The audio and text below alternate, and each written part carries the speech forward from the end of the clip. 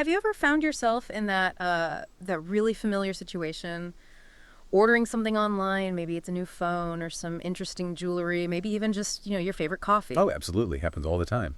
And you track its journey, right? You watch it go from maybe a factory floor thousands of miles away, buzzing with activity. Mm. It crosses continents, maybe oceans. Hmm. And then, almost like magic, it just appears right there on your doorstep.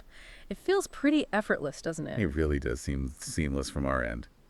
But have you ever, stopped to really think about the incredible, almost dizzying complexity behind it all?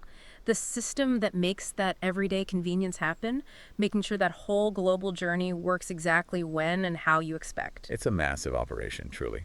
Welcome, everyone, to another deep dive. Today, we're not just scratching the surface. No, we're plunging right into the fascinating but often unseen world of supply chain management Just yeah. and the really intricate vital web of export-import trade and documentation.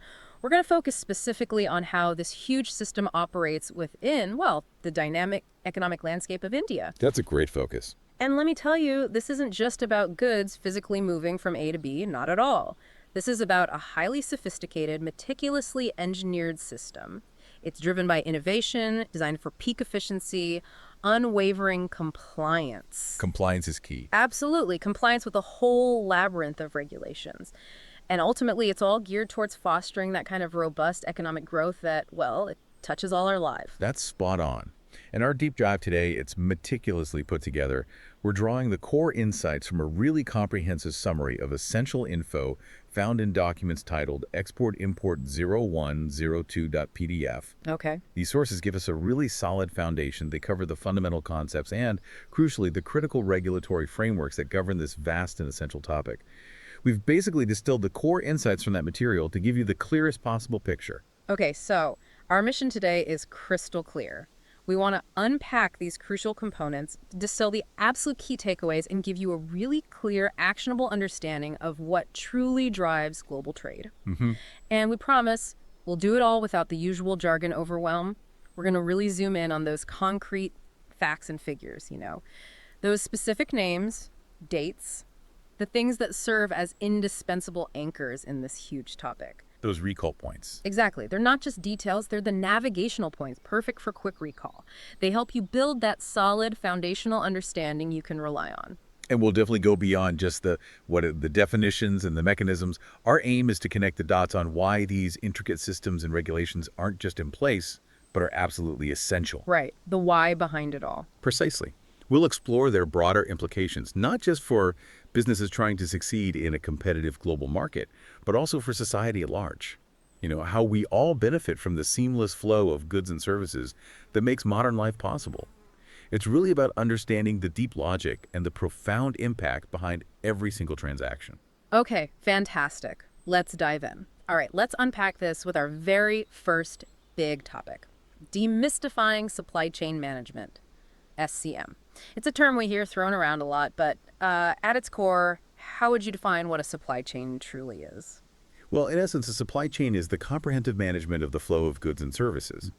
But honestly, that simple definition just scratches the surface. Right, it feels bigger than that. It is. To truly grasp it, think of it as this vast interconnected network. It encompasses all the processes, literally everything working together, to transform raw, basic materials into the final finished products that end up in your hand. And it's not just a straight line, like a chain. Yeah. It's more like a dynamic web.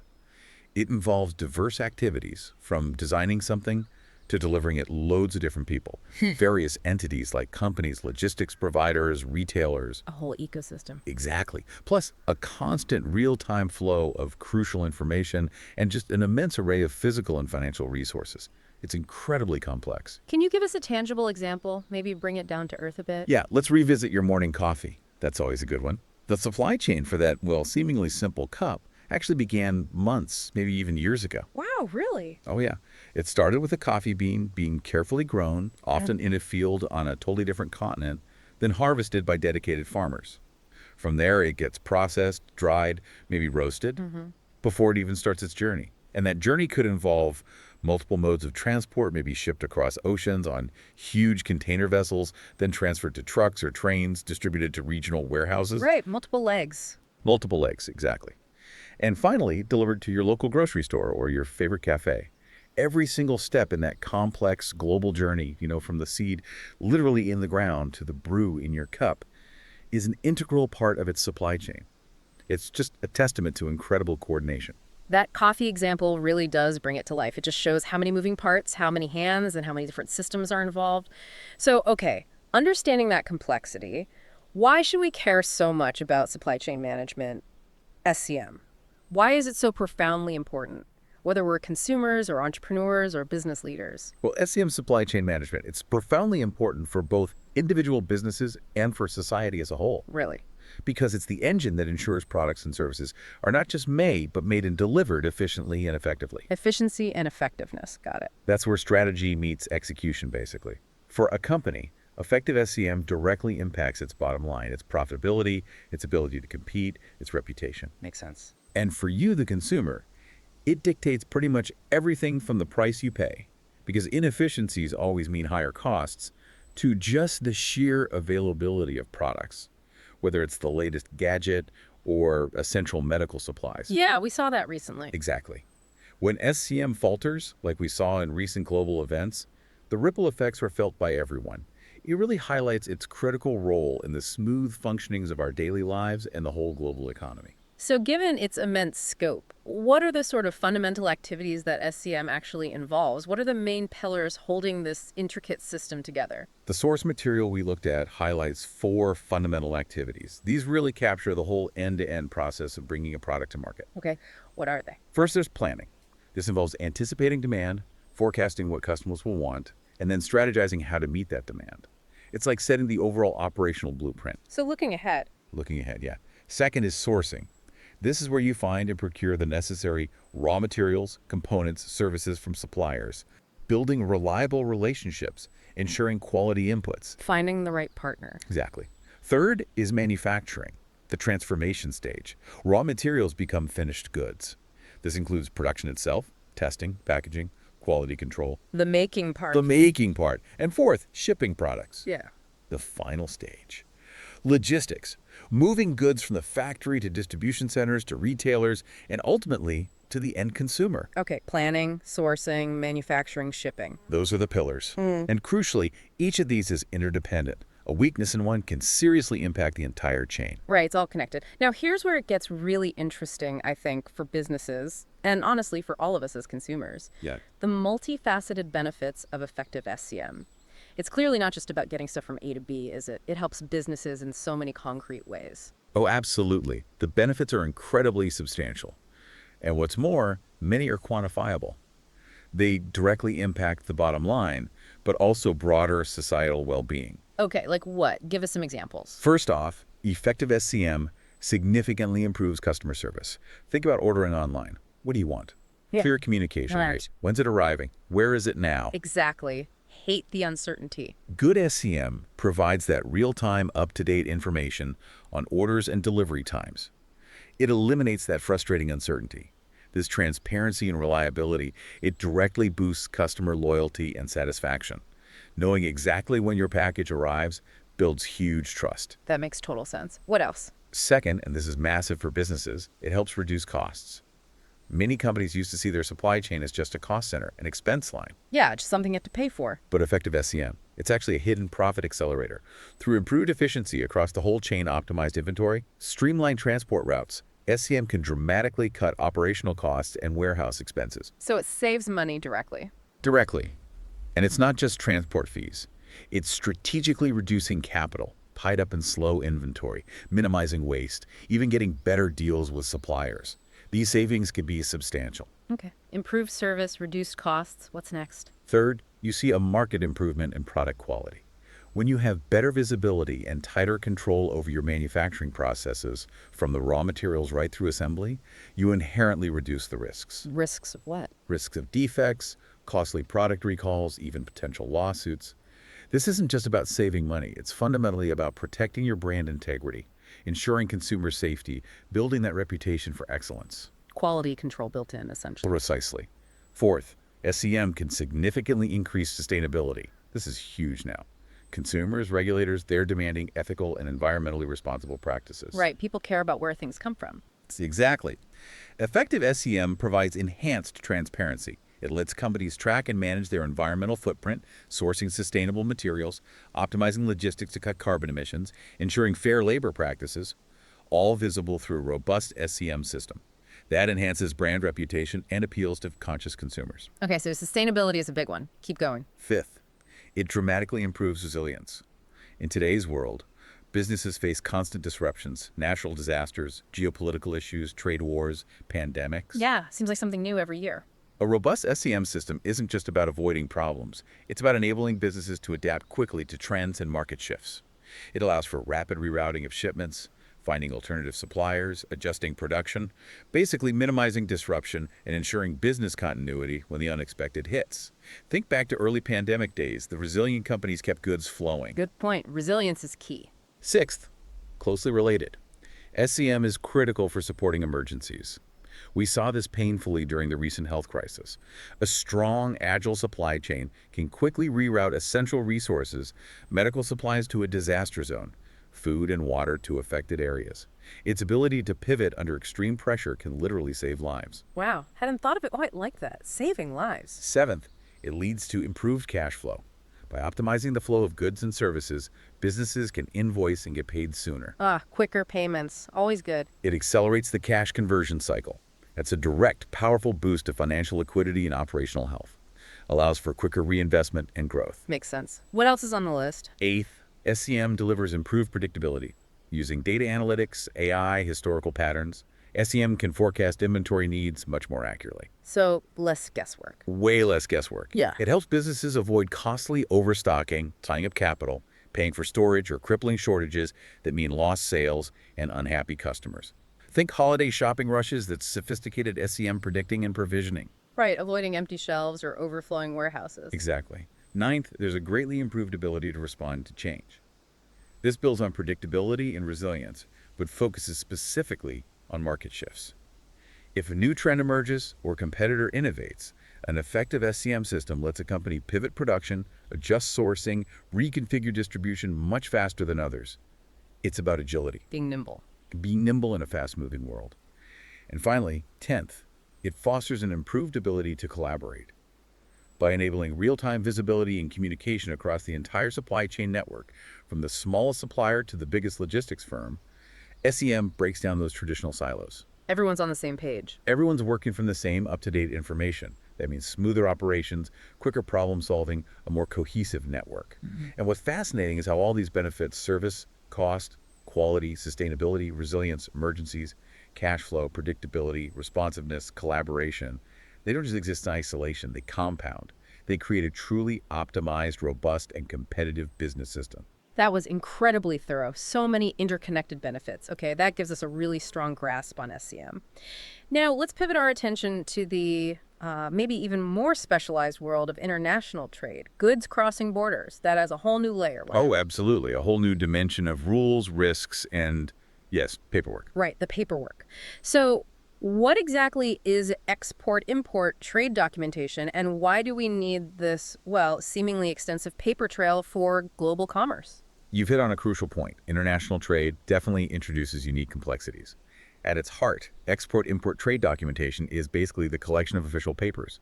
They're issued by relevant government departments, and they authorize and record the imports and exports of goods. So official authorization. Exactly. And they aren't just arbitrary forms. They provide the necessary legal backing, the oversight, the traceability for every single item moving across national boundaries. Common issuing bodies might be a country's Trade and Industry Department or its Customs and Excise Department. You might also hear about an international certificate, or IC, which does similar verification across borders. Okay, but why so much documentation? It often feels like mountains of paper. Yeah, it can seem that way. Great. The need for it arises primarily because of what the source calls the unique peculiarities of international trade transactions. Peculiarities. Like what? Well, unlike domestic trade, where laws, logistics, financial rules are mostly consistent within one country, international trade means navigating multiple, often very different legal systems, diverse customs regulations, varying currencies, distinct financial requirements. Ah, okay. Many different rule books. Exactly.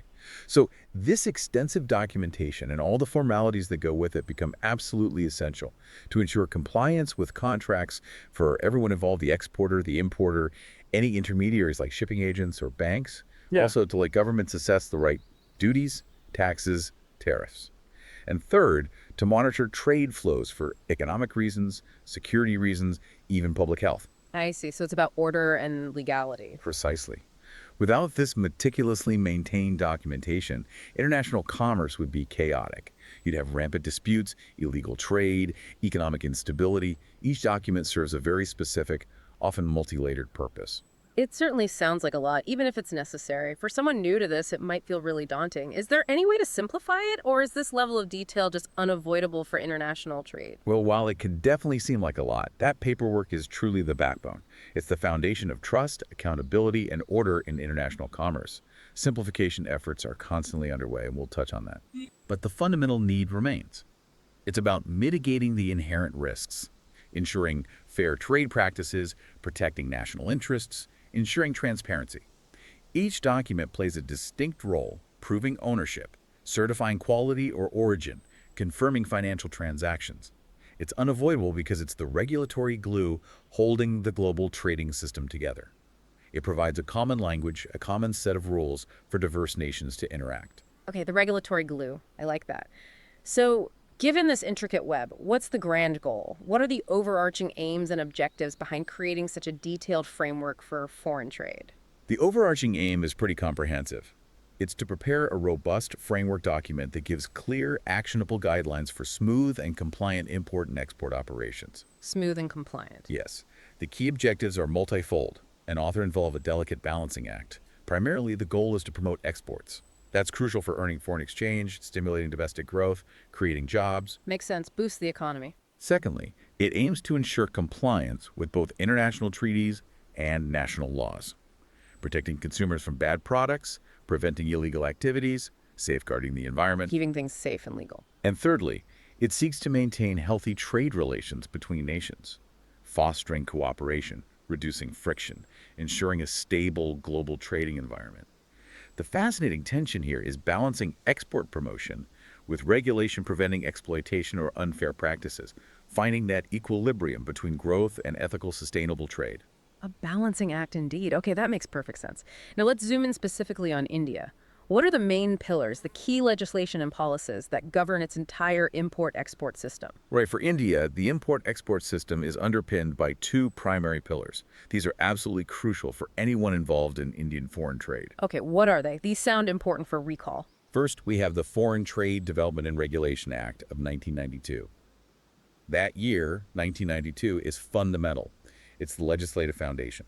This act empowers the government to make rules for developing and regulating foreign trade. The FTDR Act, 1992. Got it. And the second pillar. The second is India's own detailed import exempts policy. So while the act provides the legal teeth and broad authority, the XMS policy lays out the strategic direction, the specific rules, incentives, prohibitions that guide day-to-day operations. So the act is the law, the policy is the strategy and rules. That's a good way to put it. Are all goods strictly regulated by these policies, or is there a general principle of freedom? Like, can anyone just import or export anything? That's an important distinction. What's critical to clarify is that by default, the import and export of all goods are free. Oh, okay. So freedom is the default. Yes, it fosters a liberalized trading environment. However, there are explicit exceptions. This freedom applies except for specific items that are expressly regulated or restricted by the exempt policy itself or by any other law currently in force in India. So free unless it's specifically listed as regulated. Exactly. The principle is freedom, but with targeted, defined regulations for specific goods, things with national security implications, environmental concerns, public health issues, or strategic economic importance. It's a pragmatic approach. And what would you say is the overarching role of this whole regulatory framework in India? What key areas does it aim to protect or foster? Its role is quite broad and designed to be multi-protective. First, it aimed to protect the interest of consumers. making sure imported goods are safe, meet quality standards, and domestic markets aren't flooded with harmful stuff. Consumer protection. Check. Second, it works to obtain conditions of fair competition, preventing monopolies, deterring dumping practices, ensuring a level playing field for domestic industries. Fair play for businesses. Check. And crucially, third, it fosters and strengthens the institutional framework needed for robust, transparent, and equitable international trade. What's particularly noteworthy, highlighted in our sources, is that the present regulatory framework in India is highly supportive of businesses. Supportive. How so? It indicates a conscious effort by the government to facilitate rather than hinder international trade. This supportive stance is a really key takeaway for anyone thinking about engaging with India's global commerce. They're trying to make it easier within the rules. That's really good to know. Supportive framework. Okay, let's dig deeper into some of those specifics. With that strong foundation, let's now delve into some of the specific key legislation and policies governing foreign trade in India. A really significant recent development was the Foreign Trade Policy 2023. Who announced that, and what was its core message? Yes, the Foreign Trade Policy 2023 was a landmark. It was unveiled by India's Commerce Minister, Piyush Goyal, and the year 2023 is definitely one to remember for this. Okay, Minister Piyush Goyal 2023. What was the vibe? The vibe was definitely one of ambition, proactive measures, and a clear national commitment to seriously boost India's presence and competitiveness globally. It signaled a renewed energy in India's approach to global trade, especially with global dynamics shifting so much. And what was the really ambitious vision laid out in this policy? Sounds like they weren't aiming low. No, definitely not aiming low. The vision is incredibly bold. The policy highlights a very ambitious objective: to catapult India's goods and services exports to an astounding $2 trillion by the year 2030. Wow, $2 trillion by 2030. Exactly. $2 trillion by 2030. It's a colossal target, more than doubling current export figures. It really underscores the government's strong commitment to transforming India into a global trade powerhouse. Achieving this will need huge efforts across sectors and a very supportive policy environment. That's a truly monumental goal. What were the foundational objectives behind setting such an ambitious policy? What sort of long-standing problems or strategic points was it trying to address? Well, the basic twin objectives of India's trade policy have historically been pretty consistent, even as strategies change. First, robustly promote exports. Second, strategically restrict imports to a level that can be comfortably financed by the foreign exchange the country has. Promote exports, manage imports, that balance. Exactly. That balance is vital for managing the balance of payments and maintaining economic stability. Historically, India often faced the challenge of not having enough crucial inputs, things like essential industrial raw materials, access to cutting-edge technology, vital capital goods for manufacturing. Right, needing things from outside. So the fundamental economic principle behind this policy is that, in the long run, imports must ultimately be financed by exports. This policy aims to ensure India earns enough foreign exchange through strong export performance to pay for its essential imports without creating economic strain or dependency. It's about self-reliance through global engagement. Okay, that makes a lot of sense. Financing imports with exports. Now, moving from trade policy to financial regulation, tell us about the Foreign Exchange Management Act 1999, or FEMA. This sounds like it manages the money flow, right? The financial side of trade. Spot on. The FEMA Act, full form, Foreign Exchange Management Act, is critical for the financial aspects. It was passed in Parliament on a very specific date, December 29, 1999. December 29th, 1999. Got it. That sounds like a key date. It marked a significant shift. FEMA was enacted to replace the much older and far more stringent Foreign Exchange Regulation Act, or FERA. Ah, so FEMA replaced FERA? How did things change? It was a monumental change, actually. Under FERA, foreign exchange offenses were often treated as criminal offenses. Think severe penalties, even imprisonment. This created a really cautious, maybe even fearful environment for foreign investment and international business. Wow, criminal offenses. That's serious. Very. But FEMA brought a more liberalized approach. It reclassified offenses involving foreign exchange as civil misdemeanors. This significantly de-risked international business for many, signaling India's new era of economic openness. It aimed to make external trade and payments much smoother. This subtle legal change had a massive impact on business confidence. Civil misdemeanors instead of criminal. That's a big difference. So what were FEMA's main objectives then, ushering in this more liberal financial era? FEMA had 4 key objectives that really defined its forward-looking approach. Okay, let's hear them. 1. To facilitate external trade and payment. Make it smoother, more transparent, less burdensome for businesses. Easier trade. Got it. 2. To promote an orderly development and maintenance of the foreign exchange market in India. Ensure stability, efficiency, depth in the currency market, vital for businesses. Stable currency market. Okay. 3. Regulation of foreign capital in India. Promote investment, yes, but ensure it flows in an orderly, regulated way that serves India's interests without causing instability. Manage incoming capital. Right. And 4. To regulate employment, business, and investment activities of non-residents within India. Provide clarity and a stable legal framework for foreign nationals and entities operating there. All these together supported India's deeper integration into the global economy. Okay, makes sense. Now, shifting from finance back to the physical movement of goods across borders, what specific law governs that crucial part? For the physical movement, the primary legislation is the Customs Act 1962. The year 1962 for this act is definitely one to remember. Customs Act 1962. Okay, what does it do? This act is the bedrock governing how goods move through various transport modes: sea, air, land.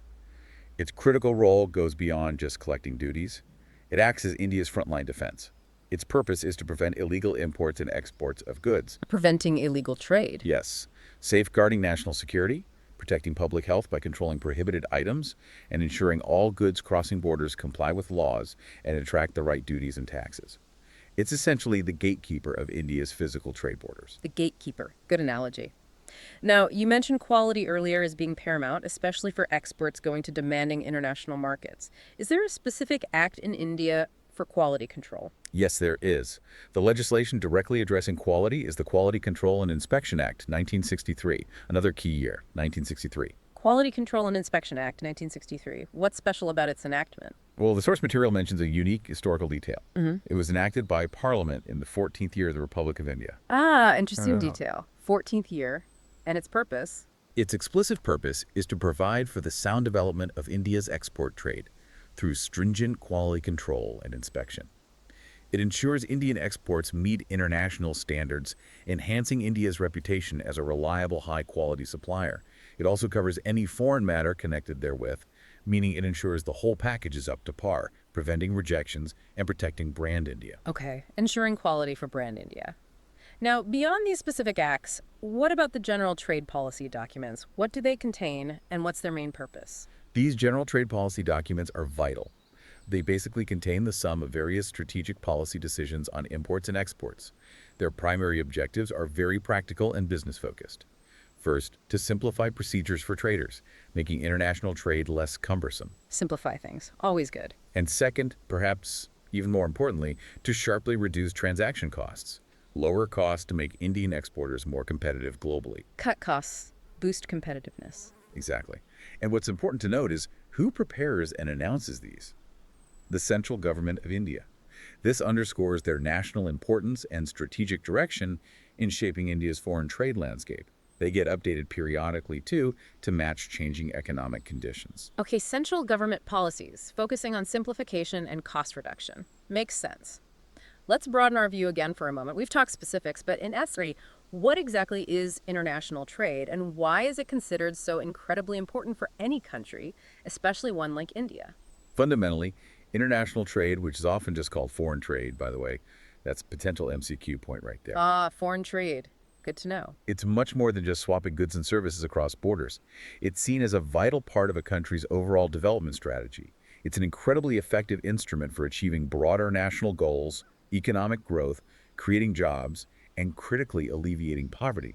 It essentially expands a nation's economic horizons way beyond its own domestic market. So it connects a country to the world economy. Exactly. Connects it to a global network of consumers and resources. So beyond those powerful big picture benefits, what are the main specific reasons why international trade or foreign trade is so important for a developing country like India? Can you break down its significance? Yeah, its importance is truly multifaceted. It has profound impacts right across the economic spectrum. Okay, lay them out for us. 1. It directly boosts economic development. Opening new markets drives industrial activity, investment, infrastructure development, all engines of growth. Drives growth, got it. 2. It significantly enhances competitiveness among domestic industries. Competing globally forces Indian businesses to innovate, improve efficiency, raise quality standards. That benefits everyone. Makes local companies stronger. Right. 3. It encourages export diversification, so the country isn't reliant on just a few products. If one sector slumps, others can cushion the blow. Leads to greater economic stability. Spreading the risk. Makes sense. 4. International trade inherently promotes innovation. Businesses constantly strive to meet global demands, adopt new tech, improve processes, fuels an innovation culture. Spurs innovation. Okay. 5. It vastly expands business opportunities. Access to larger consumer bases, new supply sources, opportunities simply not available domestically. More markets, more suppliers. 6. It leads to continuous improvement of product quality. To succeed internationally, products must meet tough global standards. That elevates quality across the board, even for the domestic market. Raises the quality bar. And finally, 7. It plays a crucial role in helping maintain good relations between nations.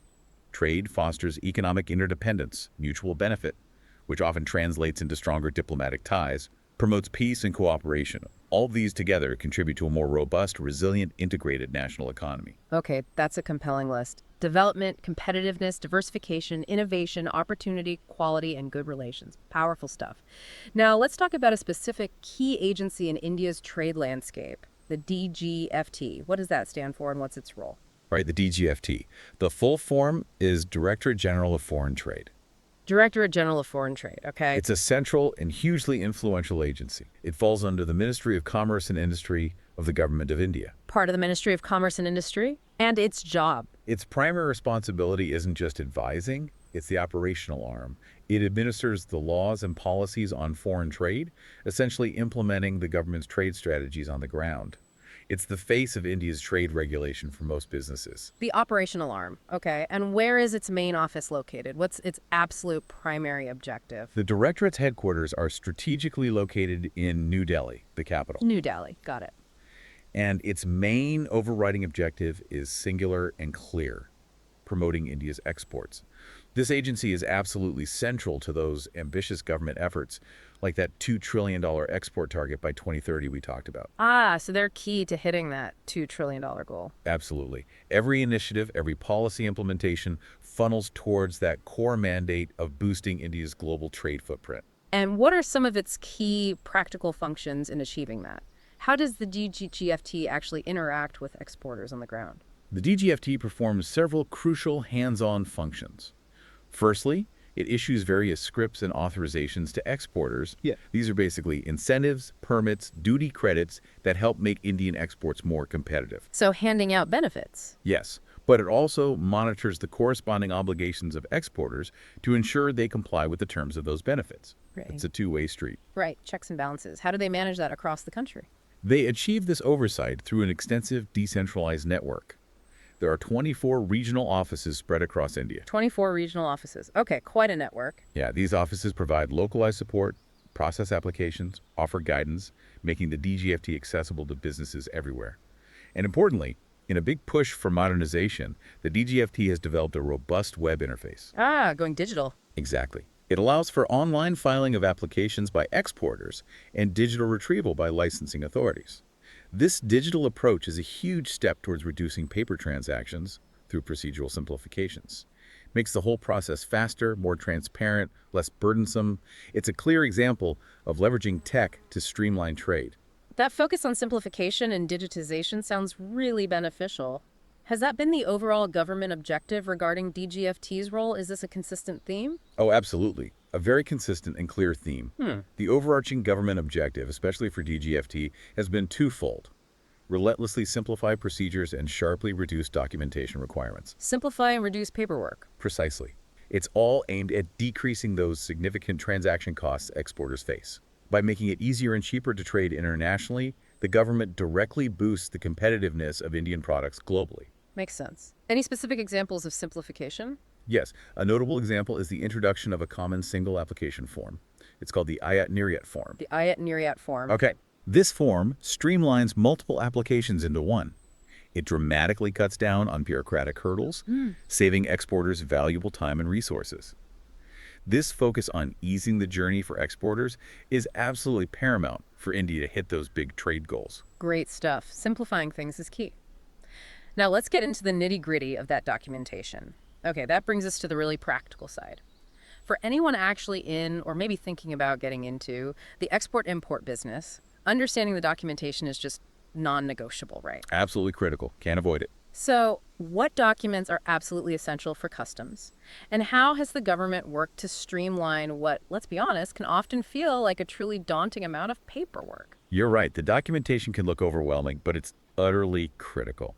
Customs documents act as the detailed, legally binding record of goods being transported across borders. They give essential info to customs authorities, invoices, packing details, licenses, trade agreement info, certificates. All the proof. All the proof. They're vital for assessing duties and taxes accurately, ensuring compliance, preventing illegal stuff, verifying the trade's legitimacy. Without them, international trade just stops. Historically, yes, it could be a mountain of paper, but thankfully, the government has made concerted efforts to simplify it. That is excellent news for businesses. So after all these simplification efforts, how many essential documents have they actually managed to boil it down to, specifically for customs purposes? Knowing that number could be a huge relief. It really is a testament to the focus on easing the burden. The number of essential documents needed for customs has been streamlined down to just 5 documents. Only 5. Wow, that's a significant reduction. It is. It's a direct result of ongoing efforts to make India a more attractive and efficient place for international trade. Okay, can you list and briefly explain each of these 5 essential documents? What role does each one play? Absolutely. These 5 form the core of customs clearance. Number 1, the purchase order from the B-wire. This is foundational. It's the formal confirmation from the overseas buyer. Specifies goods, quantity, price, delivery terms. It's the legal agreement kicking things off. The buyer's order. Got it. Number 2, the sales invoice of the supply iyer. This is your official bill to the buyer. Details the whole transaction description, quantity, price, total value, shipping charges, insurance, etc. Vital for customs valuation and the buyer's books. The seller's invoice. Okay. Number 3, the bill of entry. This one's filed by the importer or their customs agent when the goods arrive. It gives comprehensive details of the imported goods, letting customs assess duties, taxes, check compliance. It's the importer's declaration. Bill of entry for imports, right? Number 4, the bill of lading or airway bill. Issued by the carrier shipping line for sea freight, airline for air cargo. It does 3 critical things. Acts as a receipt for the cargo, serves as the contract of carriage, and crucially often acts as a document of title. Whoever holds it can claim the goods. Bill of lading or airway, bill the transport document, okay? And number 5, the packing list, certificate of origin. Often combined or closely related, the packing list details the contents of each package, dimensions, weights. The certificate of origin verifies the country where the goods were made, crucial for tariffs under trade agreements and import rules. Packing list and certificate of origin, those are the 5. Those are the core 5. Now, besides these, there are other related forms depending on the situation, like a self-declaration form, and notably the ARE1 form. ARE1, what's that stand for? It stands for Application for Removal of Excisable Goods for Export.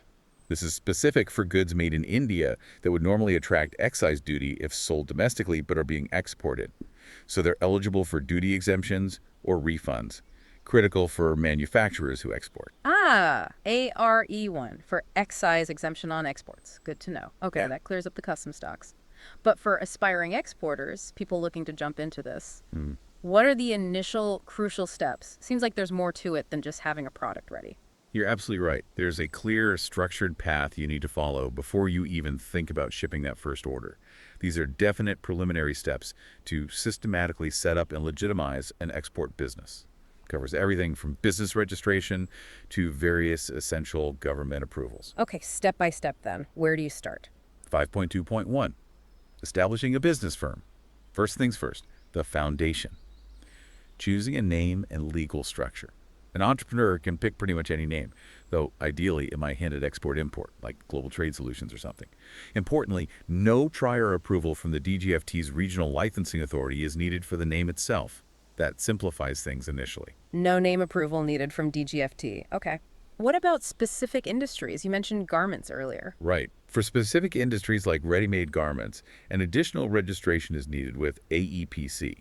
That stands for the Apparel Export Promotion Council. AEPC, Apparel Export Promotion Council. Why is that needed? It's crucial for getting quota allocations for exports to certain major markets like the USA, Canada, and European countries. And this AEPC registration has a deadline. It must be made within 3 months of your firm's name approval. Okay, AEPC registration within 3 months for garment exporters needing quotas.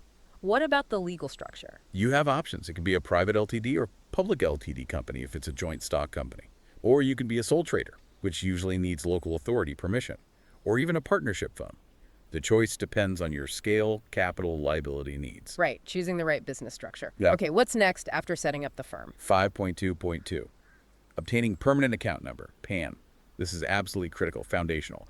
A PAN, or a permanent account number, is needed for almost all financial transactions in India and is indispensable for an exporter. Why is PAN so crucial for exporters? Because export income often gets various exemptions and deductions under the Income Tax Act. To legally claim these benefits, PAN is mandatory. Plus, you'll need it when you apply for the Importer-Exporter Code Number, the IEC, which we'll get to. Basically, without a PAN, you can't proceed much further. Okay, PAN is essential for tax benefits and the IEC. Got it. Next. 5.2.3 Registration with sales tax authorities. To get sales tax benefits, especially on inputs used for making export goods, an exporter needs to register with the sales tax authorities and get a sales tax number. So this saves money on materials. Exactly. It allows them to avoid paying sales tax on goods bought specifically for export. When making such purchases, the exporter provides Form H to the seller or manufacturer. Form H. This form, which needs a copy of the letter of credit or export order attached, certifies the goods are for export, exempting them from domestic sales tax. Crucial for cost optimization. Form H for sales tax exemption on inputs. Good tip. What's after sales tax? 5.2.4 Importer-Exporter Code, IEC number. Okay, if there's one number an exporter absolutely must have to trade internationally, it's the IEC, the Importer-Exporter Code number. IEC Importer-Exporter Code. This sounds really important. It is.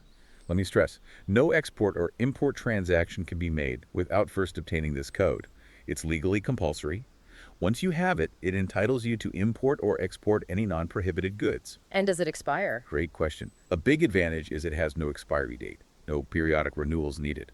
Also, this IEC number has replaced the older CNX number, streamlining things. IEC replaced CNX, no expiry. How do you get it? The application is made by the registered or head office of the applicant.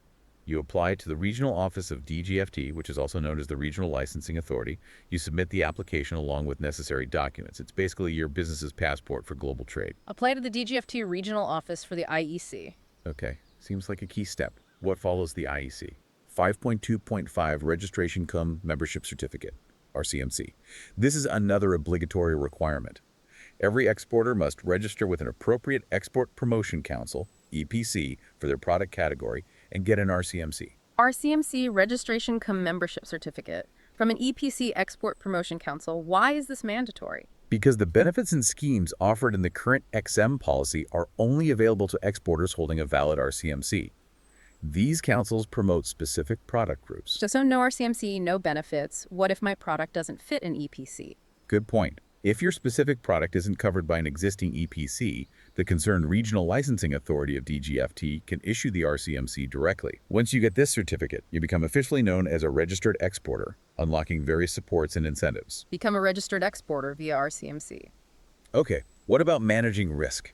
International trade sounds risky. It definitely carries more risks, political instability, buyer insolvency, currency swings. So exporters are strongly advised, really they should, register with ECGC. ECGC. What's that? That's the Export Credit and Guarantee Corporation of India. ECGC Export Credit and Guarantee Corporation of India. What do they do?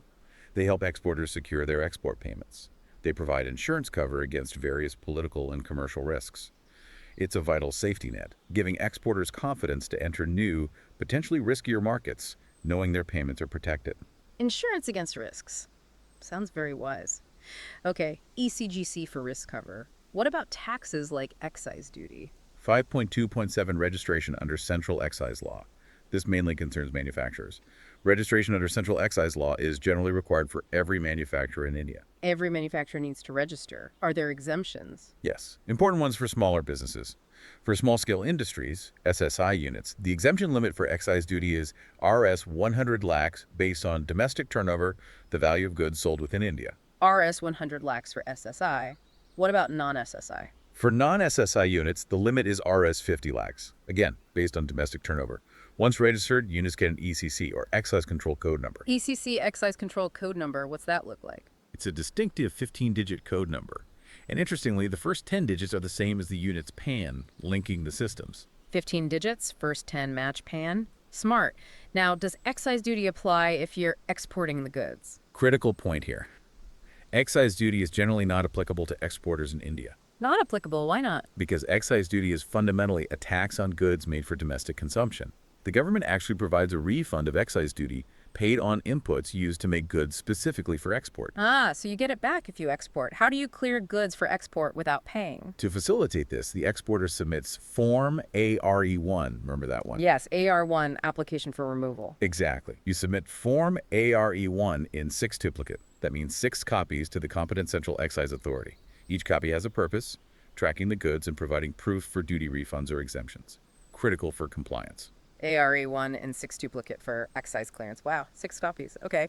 Are there other helpful registrations? 5.2.8 registration with other authorities. While maybe not always mandatory, it's highly desirable for exporters to join local chambers of commerce or other trade promotion organizations recognized by the Ministry of Commerce or Industry. Why join a chamber of commerce? Benefits include networking, market intelligence, and critically, help getting a certificate of origin. As we said, that document is vital for exports to certain countries to benefit from trade agreements. Right, the certificate of origin. Good point. Anything else on identification numbers? 5.2.9 Registration for Business Identification Number, BIN. Yes, exporters also need a PAN-based Business Identification Number, BIN, from the DGFT.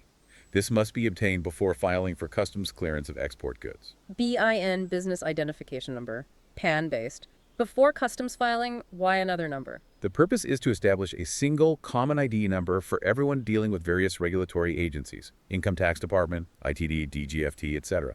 It streamlines interagency communication and record keeping, improves efficiency. A common ID across agencies. Okay, BIN, nearly there. What about licenses? Do you always need an export license? So 2.1 export licensing. Good question. Actually, many items are free for exports from India. No specific license needed. Reflects that liberalized policy. Free for export, mostly, but there's a catch. There is. It's crucial to consult the negative list.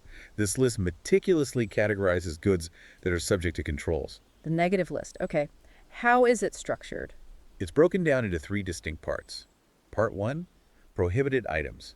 These simply cannot be exported or imported at all, usually for national security, environmental, or ethical reasons. Examples given in the source include exotic birds and various wood products like logs, timber, pulp, charcoal. Prohibited means absolutely no trade. Got it. Examples, exotic birds, wood. Part 2, restricted items. These require a specific license from the DGFT. Their export or import is subject to particular regulations. Could be sensitive tech, dual-use goods, things needing careful management. You can only trade these if you follow the specific rules and get the license. Restricted means you need a license and must follow rules.